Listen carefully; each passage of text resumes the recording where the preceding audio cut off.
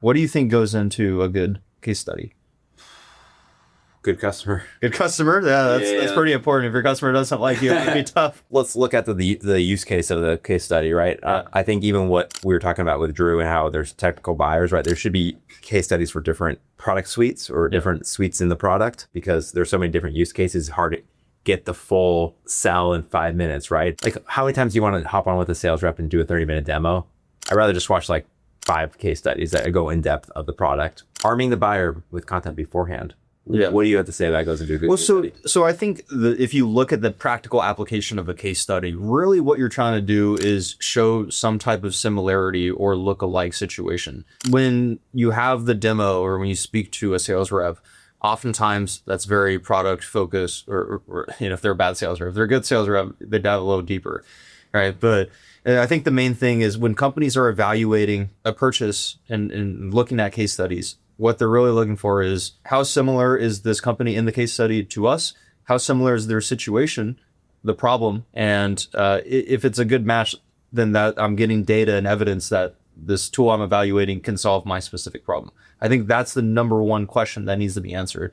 Is this other situation where there is a success story similar enough to my use case that I can reasonably expect a similar positive outcome? And so that goes into our framework for when we help our clients conduct case studies. So I always like to look at case studies and testimonials from a sales point of view, because we both come from sales. During my early days in sales, a big influence on me was Rackman's spin selling, situation, pain, implication, need. And that's a framework that I've carried forth into content, into marketing of you always want to start with the situation and context. It's not enough to just talk about the product itself and the implementation of the tool. Right. Again, to my earlier point of you want to create a lookalike analog to show the similarity in circumstance between the two use cases. So you start with the situation. What brought them here? What problem were you experiencing? And what was the context of them evaluating, bringing onboarding into that tool? So there's basically 3 parts. Yep. How it was before. What are you doing now to fix it? The result. So yeah, situation, and then you go into your problem. Okay, so this thing is going on right now. You have a leaky funnel somewhere. What is that impact on your business operations? What's the impact on your profitability? What's the impact on your sales win rate? And you could drill down into the specific business outcome. Because it's not enough to just say we have this problem. That is a symptom, not the disease, right? And so you go from symptom and then you diagnose the disease.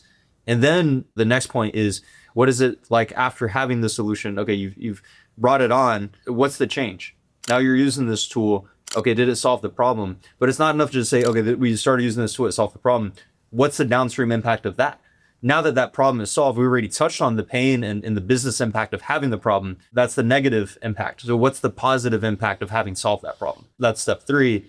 And then 4 for us, I think it's another important thing is, especially in highly commoditized or competitive deal cycles, it's not enough to just say this thing solved our problem or it has some semblance of fixing the issue.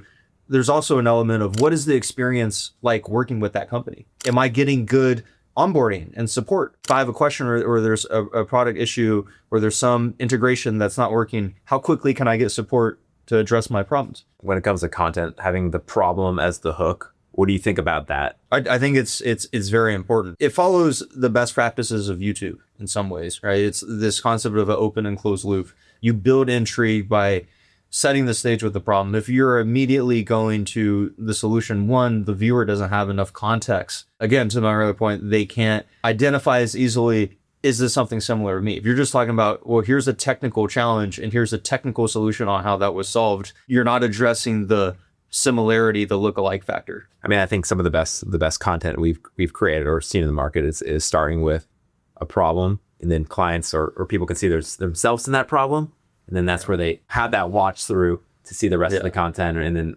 ultimately buy the product. Well, it's like the very overused framework of the hero's journey. I think that's how you apply that to a case study customer video. Whoever is the solution, they're the wizard, they're the Merlin. Here's the sword, Excalibur, go slay the dragon and rescue the princess. The hero, the King Arthur, is the customer. Right? And I think that's a really good framework of setting up a piece of content, a case study, what have you, to follow that storyline.